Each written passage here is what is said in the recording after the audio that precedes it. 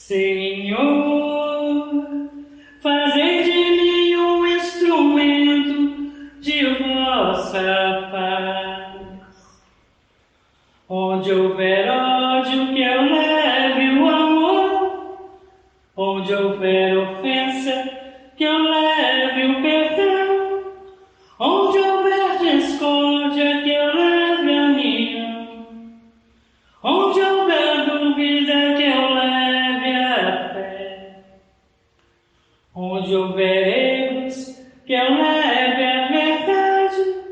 Onde houver desespero, que eu leve a esperança. Onde houver tristeza, que eu leve a alegria. Onde houver trevas, que eu leve a luz. Ó Mestre, fazei com que eu te procure mais. Consolar, que ser consolado. Compreender, que ser compreendido. Amar, que ser amado. Pois é dando que se recebe, é perdoando que se é perdoado, e é morrendo que se vive para a vida eterna.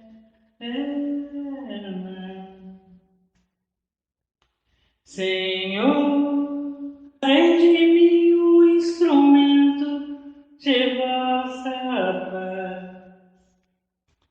Onde houver ódio, que eu leve o amor.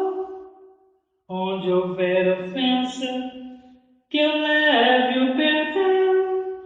Onde houver discórdia, que eu leve a união. Onde houver dúvida, que eu leve a fé. Onde houver erros, que eu leve a verdade. Onde houver desespero, que eu leve a esperança.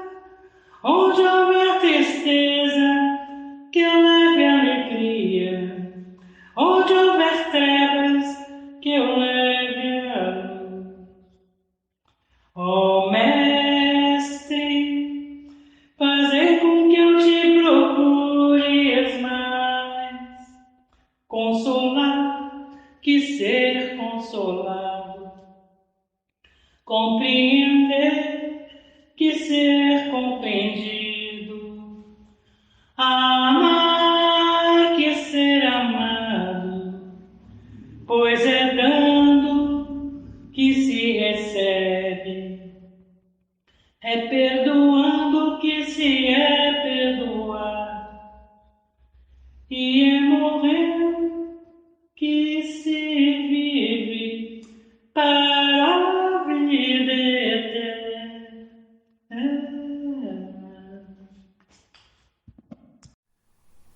Oração de Bezerra de Menezes. Deus, nós te rogamos, Pai de infinita bondade e justiça, o auxílio de Jesus através de Bezerra de Menezes e suas legiões de companheiros. Que eles nos assistam, Senhor, consolando os aflitos, curando aqueles que se tornem merecedores, confortando aqueles que tiverem suas provas e expiações a passar, esclarecendo aos que desejarem conhecer a verdade e assistindo a todos que apelam ao teu infinito amor. Mestre Jesus, estende tuas mãos dadivosas em socorro daqueles que te reconhecem o dispenseiro fiel e prudente. Faze o divino modelo, através de tuas legiões consoladoras, de teus santos espíritos, a fim de que a fé se eleve, a esperança aumente, a bondade se expanda e o amor triunfe sobre todas as coisas. Bezerra de Menezes, apóstolo do bem e da paz, amigo dos humildes e dos enfermos, movimenta as tuas falanges amigas em benefício daqueles que sofrem, sejam males físicos ou espirituais, bons espíritos, dignos obreiros do Senhor. Ouvem nossas preces e derramai as curas sobre a humanidade sofredora, a fim de que as criaturas se tornem amigas da paz, do conhecimento, da harmonia e do perdão, semeando pelo mundo os divinos exemplos de Jesus Cristo. Assim seja.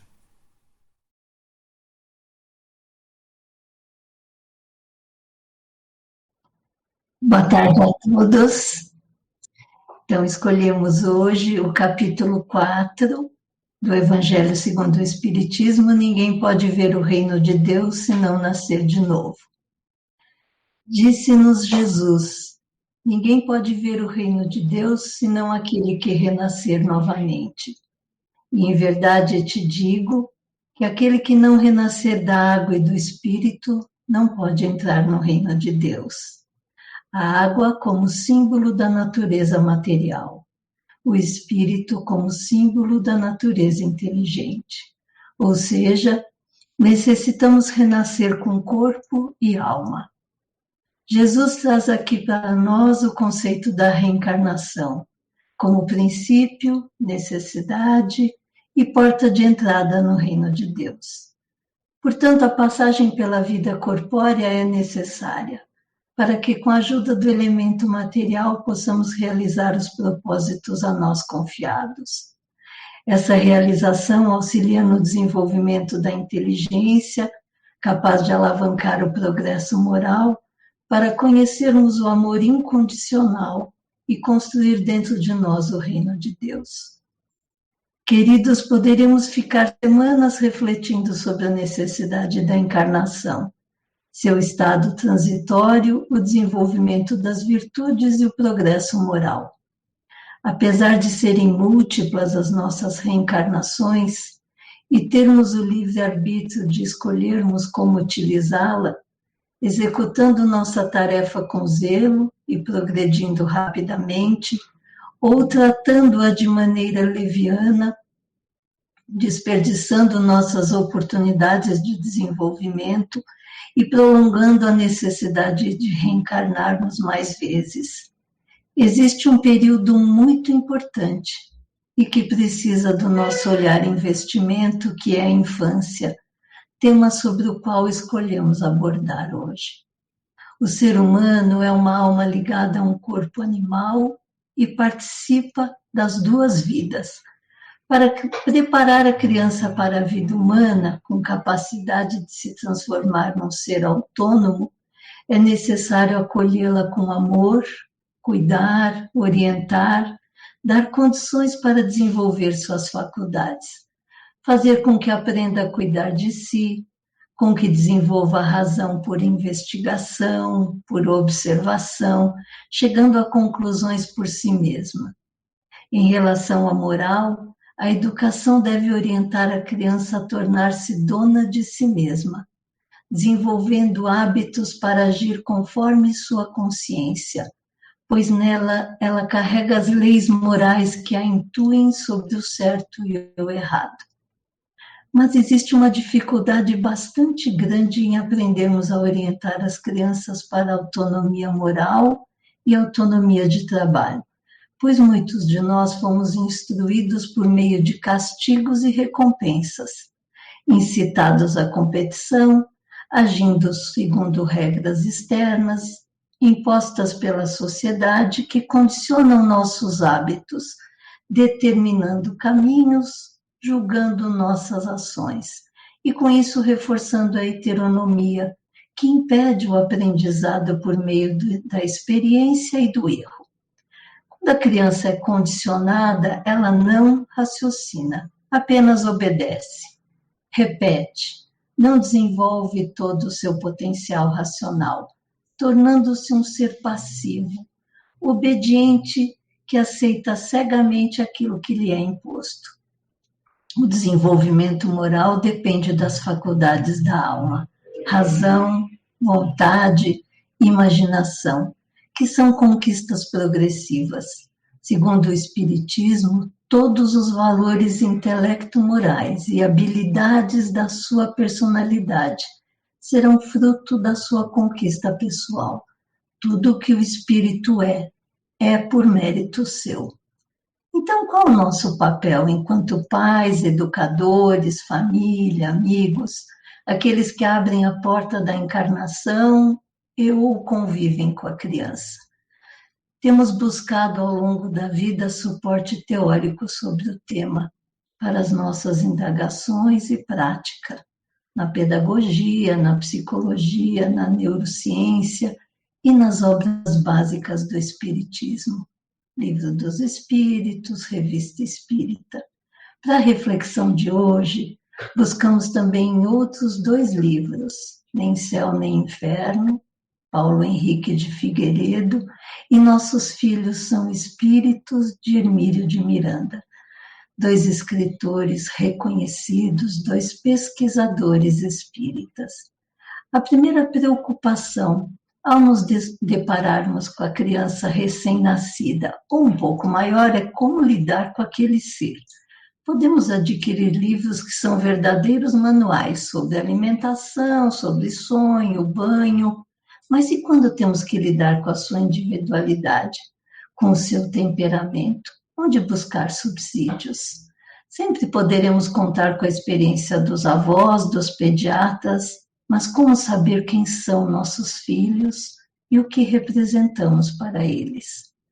Antes de sermos filhos uns dos outros, somos todos filhos de Deus, e Ele tem sido bastante competente em relação a nós. E antes de pensarmos nas características herdadas, devemos lembrar que cada criança é um ser único, portanto, nós produzimos apenas o seu corpo, não a alma deles, que chegam até nós com uma biografia pessoal, trazendo vivências e experiências, aportando aqui para reviver. Essa informação é pilar para repensarmos a condução desse ser e o entendimento da vida.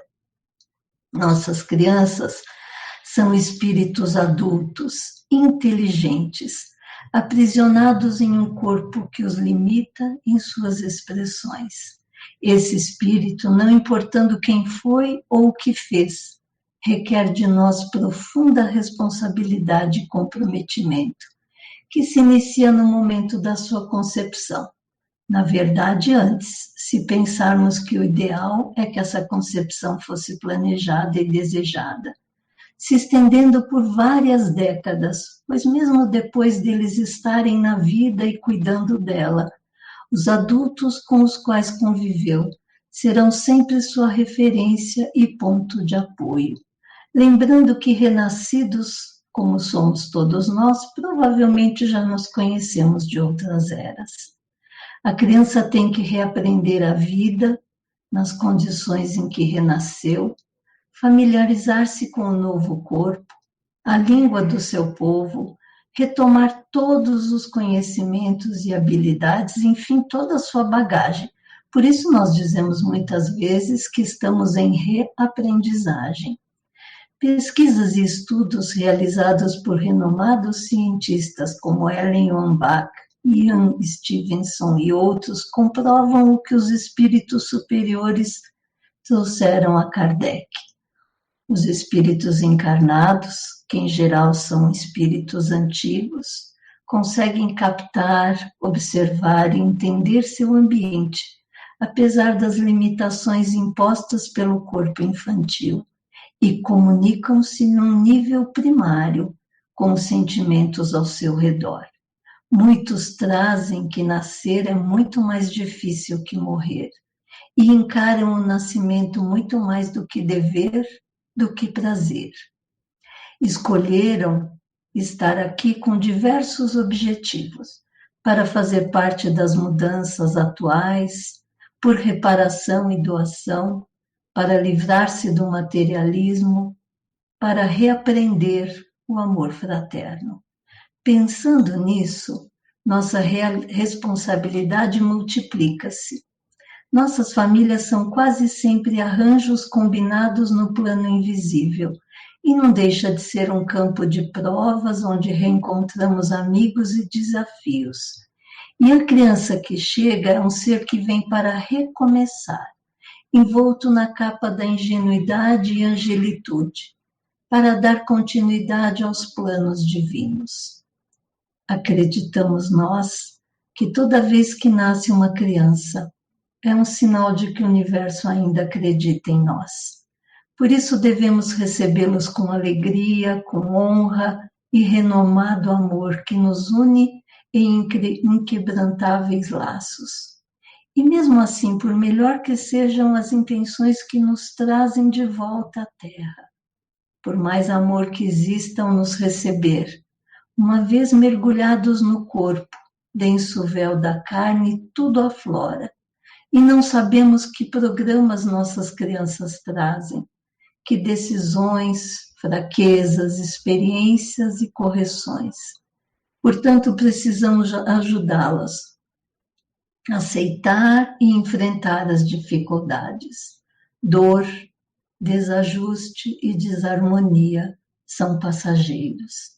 A infância é longa e necessita de estrutura de apoio físico, psicológico, moral, cultural e social. A criança merece e precisa ser orientada e estimulada, corrigida até conseguir ter autodisciplina. Ainda assim, devemos ser sempre seu espelho. E ao invés de reprimir, censurar e criticar, refletir e dialogar, espelhando as situações. No lugar de apontar e julgar, transformar em perguntas para ajudar a criança a pensar sobre suas atitudes. Exemplifique. Uma ação vale por 1000 discursos vazios. Deixe sempre claro quais valores a família preza, mas não se esqueça de honrar os valores coletivos. Respeito, reciprocidade, generosidade. Trabalhe o senso de cooperação, cooperando no lar. Aprenda a dizer não, para que esse ser integre em seu caráter o não às drogas, à violência, ao desrespeito. Valorize a diversidade humana em todos os seus matizes, a multiplicidade de talentos humanos, o ser em detrimento da transitoriedade do ter. Converse amorosamente, mesmo que de maneira firme.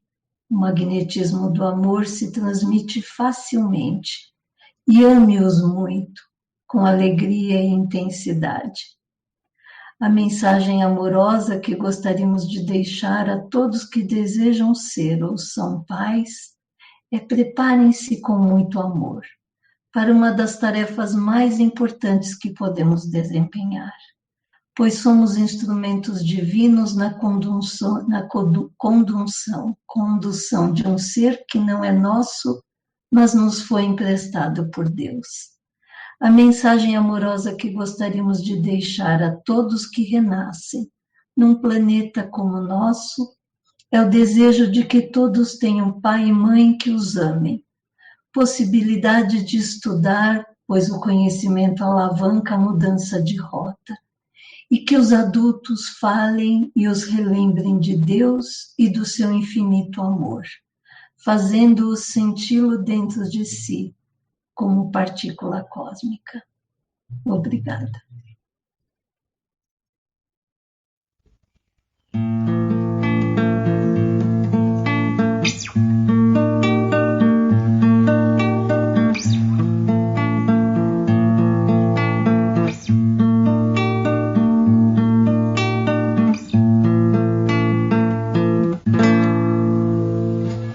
Quanta luz neste ambiente, descendo sobre nós, vibrando em nossa mente.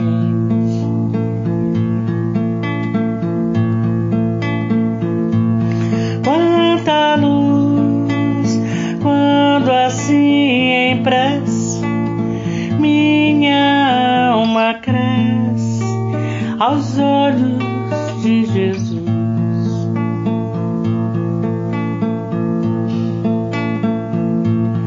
Quanta luz, quando em oração a voz do Mestre fala ao nosso coração. Quanta luz descendo sobre nós. Quanta luz, quanta luz, quanta luz neste ambiente, descendo sobre nós, vibrando em nossa mente.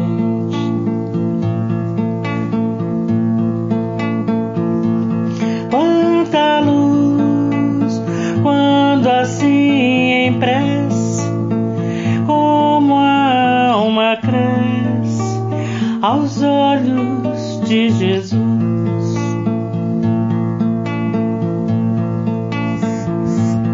Quanta luz, quando em oração a voz do Mestre fala ao nosso coração.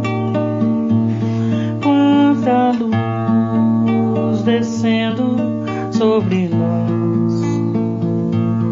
Quanta luz, quanta luz.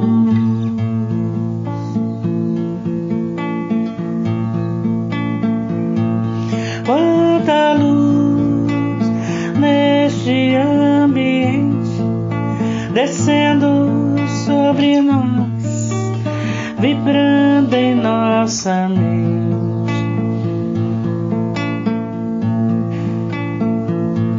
Quanta luz, quando assim em prece, como a alma cresce aos olhos de Jesus.